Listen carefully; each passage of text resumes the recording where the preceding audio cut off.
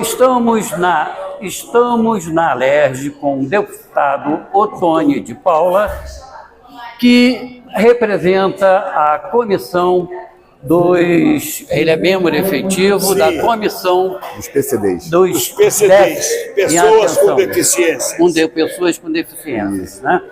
E, deputado, o que acontece é que é um assunto muito novo que está surgindo, né, na sociedade, e se fala muito, mas acontece o seguinte: a pessoa sem recurso para poder diagnosticar, ele tem que ir ou para psiquiatra e psicólogo particular, ou então entrar no SUS. Ora, particular chega a 4, 6 mil reais, não tem condições. No SUS demora um tempão que a pessoa já morreu quando sai a... Você está se referindo ao autismo, né? Ao diagnóstico das pessoas com espectro autista. E eu faço parte da comissão de pessoas com deficiência nesta casa. A nossa fala há poucos instantes foi parabenizar a vice-presidência na Secretaria de Esporte que trata desse assunto. É o meu filho, o doutor Renato de Paula, que ali na Secretaria de Esporte trata desse assunto. E essa semana, sendo a semana do autismo, claro, várias comemorações, e houve a oportunidade de nós parabenizar a vice-presidência e até a Secretaria de Esporte por esse trabalho. A sua dúvida, a sua pergunta, com certeza o doutor Renato pode perfeitamente responder. Diagnóstico, doutor Renato, sobre pessoas com autismo, muitas das vezes pessoas têm dificuldade na saúde, né, do Estado ou municipal para diagnosticar. Fala sobre isso. Flávio, a sua pergunta ela é pertinente. Hoje, a gente acredita que 1 a cada 36 nascidos venham com espectro autista. E a gente acha que esse número ainda está subnotificado, porque os sistemas ainda não estão preparados, as universidades não estão preparadas para formar médicos que entendam. Para você ter uma ideia, a maioria das pessoas que fazem a primeira observação que uma criança pode ser autista não são médicos, são professores.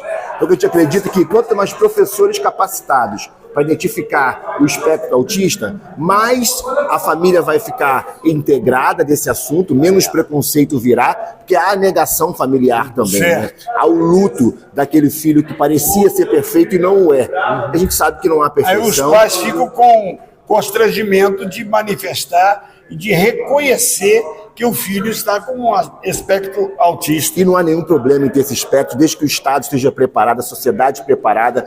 O preconceito, ele se dá por falta de informação. Esse é o lema desse ano. Mais informação, menos preconceito. A gente acredita que um Estado sadio é um Estado que acolhe essas pessoas como cidadão normal. Sim. Agora, veja bem, secretário, o autismo também, acompanhado do déficit de atenção, é algo que é muito comum. Corriqueiro. E ele até é caracterizado por pessoas inteligentes, que trabalham com a mente turbinada, né? E a questão da deficiência. E a característica, o artista é excêntrico, ele é meio esquisito, ou o jornalista assim, mas ele é muito bom. Não havia esse diagnóstico.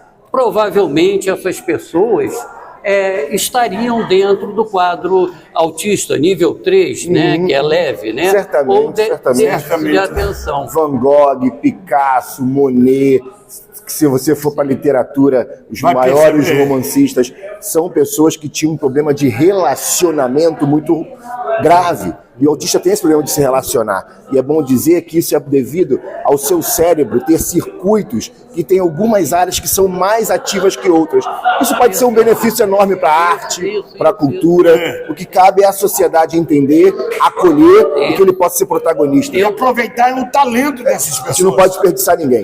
Eu estou aqui, eu me lembro e convivo aqui mesmo com alguns jornalistas que também se caracterizam assim, inclusive bipolar. Começa a discutir, o mesmo perde a razão, aí volta ao mesmo tempo, né? E são pessoas inteligentes que têm uma capacidade dinâmica. Ou seja, o assunto o tema é mais comum do que se pode imaginar que não Sim, fosse. Tem que trazer para a sociedade. E a LERJ, como Casa do Povo, e você, como jornalista do povo, tem que trazer esse tema. Sim. Parabéns. Agora, eu agradeço e aproveito a oportunidade, já que é a secretária de Esportes, para tocar num assunto aonde nós trabalhamos, que é a terceira idade.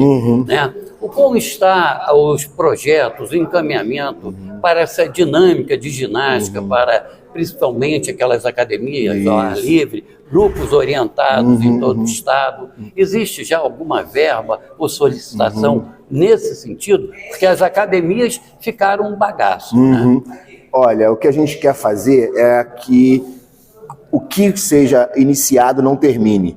Então, a gente está demorando um pouco mais para reativar as academias populares, que teve no estado inteiro, mas voltará por recomendação do governador da forma correta. E a gente vai espalhar saúde através do esporte por todo o estado. E cabe a nós, deputado, cobrar isso do executivo, que haja, de alguma forma, esse profissional dando suporte a quem desejar estar ou, de alguma forma, se exercitar nessas academias. Sim. Porque realmente precisa de acompanhamento profissional. Sim, sim. Certo. E o Ascagel era a ONG que, com o Sérgio Cabral, e aliás o Sérgio Cabral, com todos os problemas e defeitos, ele realmente fez um trabalho muito bom na terceira idade.